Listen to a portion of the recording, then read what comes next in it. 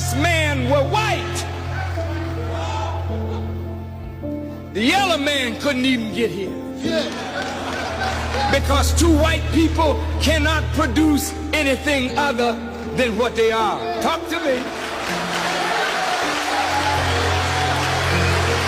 So, I'm not teaching black supremacy. I'm just teaching actual facts.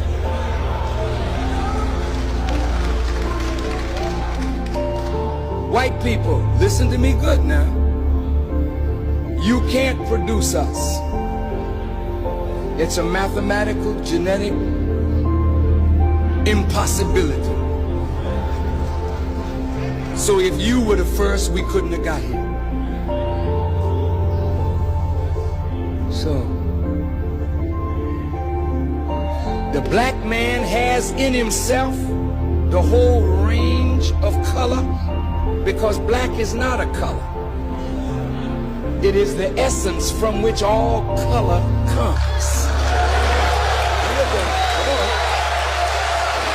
I'm wondering, when are white people going to start listening to the black community? When are we going to admit that they were right about Trump?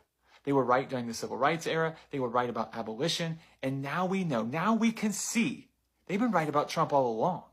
They got our attention during the George Floyd protests, but we didn't listen. We were just like fair weather fans.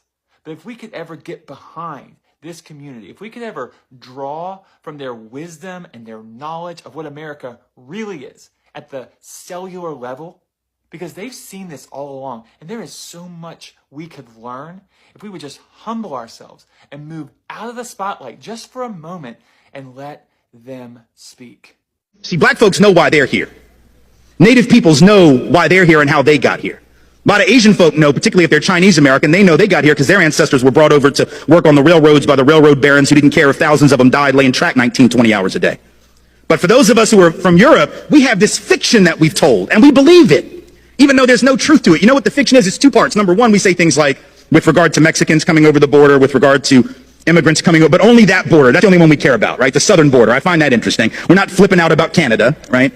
We don't have any of the Minutemen or the anti-immigrant groups sitting off the coast of Nova Scotia with a gun and a scope trying to like pick off the sneaky Canadians that are trying to sneak in here for our superior healthcare system, which after all would be a pretty stupid thing to do. But in any event, we only care about that one border, forgetting for a minute that that border was created at the end of a war that was started on false pretense by this country, after which we jacked half of their country. And you weren't taught that in school either, because our history books aren't interested in telling the truth. They tell this very patriotic history that has no relationship to the fact. So that border is artificial. Mexican folk who are coming here, documented or not, let's be clear, are coming home. Their families were here before our families were here in almost every instance. But we forget that, and then we say things like, well, I don't mind them coming. I just want them to come legally like my people did. The hell does that even mean? Come legally? There was no law to break when our people came. The fact that we didn't break a law that didn't even exist, you don't get cookies for that. You don't get like a pat on the back and a gold star because your great whatever was law abiding when there was no law that he could have violated even if he wanted to. But we've told this lie that we came for these upstanding principles. So we'll say things like, well, you know, our people came for liberty and freedom, democracy. These people are just coming for stuff. They're just coming for jobs. They're just coming for healthcare. They're just coming for stuff. We came for high-minded principle, right? Because we believe that. What kind of third-grade version of American history is that? Right? Like when Donald Trump says, well, Mexico's not sending their best. What the hell? You think Europe sent their best? Europe? No, our people were the losers of Europe. I'm not trying to be an asshole. I'm just telling you the truth. Like, our people were the losers of Europe. The winners didn't get on the boat. You understand what I'm saying? The winners didn't leave. Why the hell would you leave if you were winning? Only the losers left because they had no choice. They were dying. They were starving. They couldn't support their families. A lot of them were convicts who were sold into indentured servitude to work for rich European people. They were barely above the level of a slave themselves. The idea that we had these we didn't believe in liberty and freedom. And we know that because once we got to the colonies, we set up the opposite of liberty. Talk about the truth. There is so much discourse lately about who is native and who is indigenous, and even the nerve to bring up who is the architect of soul food.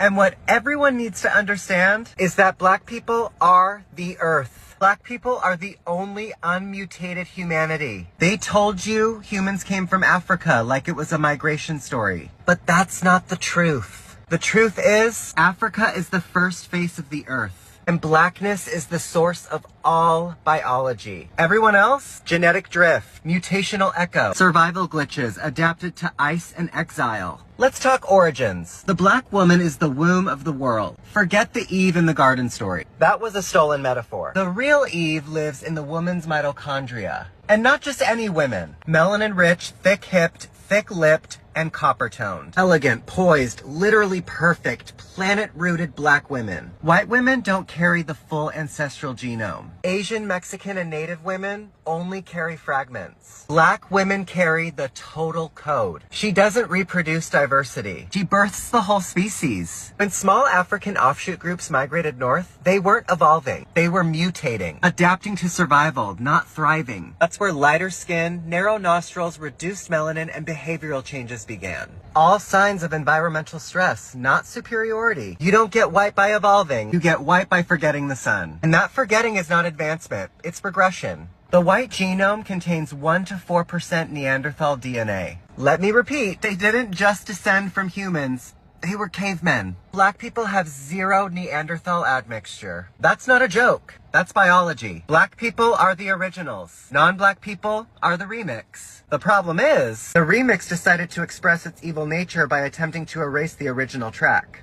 Let's talk indigenous. The term indigenous was invented by settlers to decide who was native enough to be managed, named, and displaced. But indigenous is a political term, not a genetic one. And political terms can't overwrite blood memory. Being first on the continent does not make you first on the planet. However, black people being first on the planet means they are first on every continent. The black genome is Earth's source code. Everyone else is just running a copy of their biological operating system. The war against black genetics is a war against humanity. Melanin isn't pigment, it's the processor. It's the molecule that translates solar energy into life.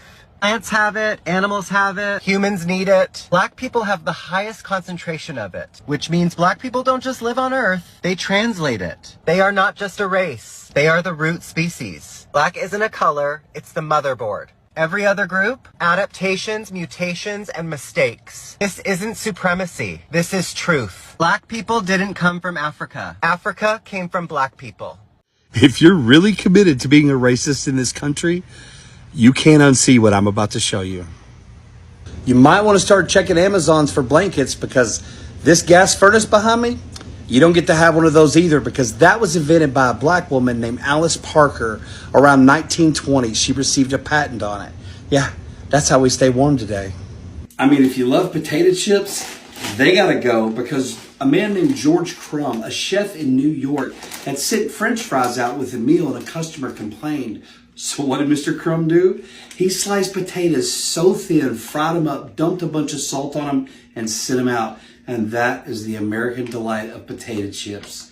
They gotta go. Here in the bathroom, Lotta Newman patented the first hairbrush with synthetic bristles in 1898. And she's just the third black American woman to ever receive a patent. Now, I know this isn't going to affect those skinheads very much.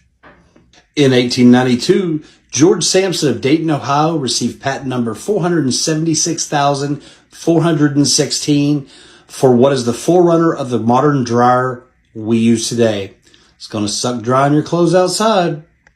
In the late 1880s, Samuel Scotron of Pennsylvania patented the curtain rod. Ooh, that's going to piss off some white girls.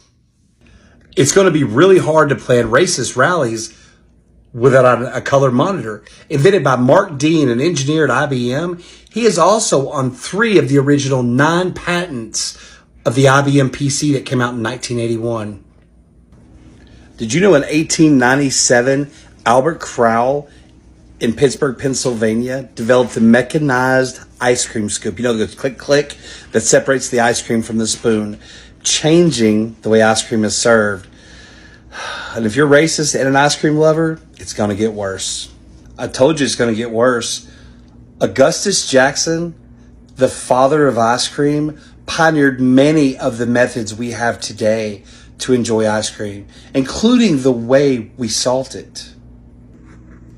Another thing about being a racist, you're going to have to give up the freezer and frozen foods, because Frederick McKinley Jones of Ohio, who was orphaned at 9 years old with a 6th grade education, a young biracial boy, grew up to invent Thermo King, which is the reason why we have frozen foods that are shipped and stored in stores and our homes. You got to give up ice cream and frozen pieces? So if you still want to be a racist, there are some things you're going to need to purge from your life. If you would, just put it out on the curb. I'll send some trucks around to pick it up, and we'll go give it to real Americans who really need it. Have a great day. Why don't you move to a different country? Why are you staying here? Young 10-year-old, very intelligent-looking young lady, a black young lady, who will not stand for the Pledge of Allegiance in her classroom. She doesn't want to stand up because apparently she believes that black Americans need a lot more to be done in this country. You know what I believe, Cornell? And I know you supported her publicly. I think at 10 years old, she has no real understanding of what America is. So I wonder if her parents have sat her down and explained what Americans have given their lives. White, black, red. It doesn't make any difference. They stood and they fought and they died for this country, and she doesn't want to do anything to honor them? She comes from a family of military service members. Her father's is a retired military service member also, who served this nation well with great dignity. Good. Her mother's a very intelligent woman. What white people need to understand Just is that, white people? Yes, please. Let me explain. That national anthem was written by Francis Scott Key, a slave owner. Oh, here we go. Who demonized and hated black slaves and black people.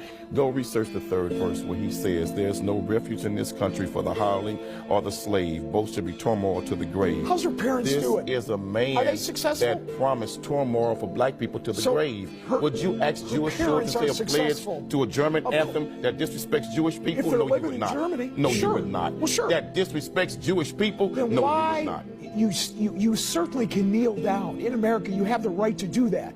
America looked at the same way at Rosa Parks when she refused to get up and give up her seat to a white man on the bus. But history vindicated her. things. History vindicated Two her. different America things. demonized Harriet Tubman for freeing slaves from slavery, but history vindicated her. So I say to that young girl, you stand strong, stand up, and stand for what you believe in. And to all of those who are too coward to do it, don't get in that young girl's way. Others What like would you her, like support her, that young What girl. would you like her to say to the men and women who have fought for this country like I ran into over the weekend? The black men and women who fought for this country, and some who gave their And lives. ask the black men and women who served America in its military, like in the Independence War. We helped America get it, and we were still slaves afterwards. Ask those in Vietnam who gave their war Why on didn't you stay Vietnam in battlefields, 2016? but then came back and was Why called didn't you stay in niggas 2016? in their own country. We have fought in America's war, and we've never been given the justice and the due process of everybody else in this nation. Then So why stand don't you up this move right. to a different country? Why are you staying here if you Man, don't like it? let me tell you why. Because Why? the country belongs to Indians. You white folks stole it from them, raped and robbed their people. This not your country. You all came over here and stole it and beat the hell out of them. I was So this born. not your It country. was my country. You all need to go home. If you're you not all need to go back where you came if from. you don't like it, why don't you Excuse pack me? up and go? Let the Indians decide who should pack up and go. And I guarantee you black folks will stay, and you all will be on the first damn boat leaving here. So don't try that, brother. You all didn't make America. This is not your country. What you should do is sit down with someone who has fought for this country, Cornell. Get their opinion too. Tons of black people have, and what have we gotten from it? As I was going back to see, he pointed out for me that I could go back when I want to. Go back to where? Huh? Go anywhere Sir, you could you want. stand up? We can't hear you. Could you stand up over there by the microphone? You mean to Africa? Do you mean to Africa? Do you mean to Africa? We are not Africans no more. You have raped our great-grandmothers and stuff and changed us. Finish, let me finish. And gave us a name as a Negro. I am not a Negro. A Negro is a person with a slave at the man. I just want to tell you that. And don't say nothing else to me. Sir? My name is Reginald Dowds. I live at 3319 Maple, one of the ghettos areas that was pointed out in the film. I'd like to direct a question to Reverend Mitchell. Do you think that we will be satisfied with the jobs they are giving us? Yes, son, I think so. Simply because we are asking that you be trained on the job, and they start you off with a certain salary starting rates, and you would be promoted up to the maximum No, of the job. I don't believe that. The white man is going to keep you where he got you. You're not going no higher than he wants you to go. And we ain't gonna settle for nothing but all the way. About this violence and non-violence. I'm for violence. Because we have pleaded for the last 400 years. Mr. Meek said you did not speak for him. How would you talk to a young boy like that? Well, I would say I would definitely have to use the Bible, Mr. Dillon. No, I don't hear it. Well, this is my own way. I ain't no Uncle Tom. Well, See, salvation. you can't brainwash me. Jesus said, first you seek the kingdom of heaven and his righteousness. All of these things will be added. Heaven is on earth, mind you, brother. Where you gonna go when we start revolution? Whose side are you gonna be on? Are you still gonna be on your knees begging for us jobs? I will, as Mr. Meek said, he wouldn't just die standing on his feet rather than to die on his knees. I will die standing up for God, regardless of any circumstance. Okay. Have God ever told you to let this white man rule you like he is? Well, young man, you first must be born again. God is a spirit. I ain't born again. I ain't got to be born again. See, I was born in a new generation. Your mother could have brainwashed you, but can't nobody brainwash me. I'm ready. It's gonna take young boys like us to win the revolution. The white people realize today that they was wrong for enslaving the Negro. The great man, let me finish. I'll wait. Why, if you so militant and so intelligent, why don't you keep your mouth shut? I'll tell you why, Reverend Mitchell, because I'm sick and tired of you standing up there on a television camera, a black man with a white heart and a white face. You're a black. What stayed with me the most was the unbelievable strength Black Americans showed through some of the darkest moments in history. I kept thinking about how people were forced to live through slavery, segregation, and constant injustice, yet they still found ways to fight, survive, and keep moving forward.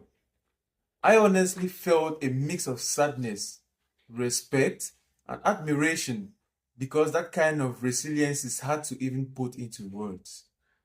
I also couldn't stop thinking about how many freedoms people enjoy today came from sacrifice. Real people risked their lives just to be treated equally and heard. That really hit me deeply. It reminded me that change never comes from resilience or comfort. It comes from people standing together, speaking up, and refusing to accept what's wrong, even when it's difficult. That level of courage is something I think everybody should reflect on. Another thing that stood out to me was the importance of being honest about history instead of trying to avoid it. I feel like you can't truly understand the present if you ignore what happened in the past. At the same time, I love being reminded of how much Black Americans have contributed to society through music, culture, leadership, education, activism, and innovation, and it deserves to be recognized and respected. Overall, I walk away feeling more aware, more thoughtful, and honestly, more appreciative of the struggles and sacrifices that shaped so much of today's world. Thank you all so much for watching me and sharing this moment. And make sure that you shouldn't forget to subscribe, to hit that like button, and I'm expecting you to give me a point of view in the comment section. And see you guys in the next video.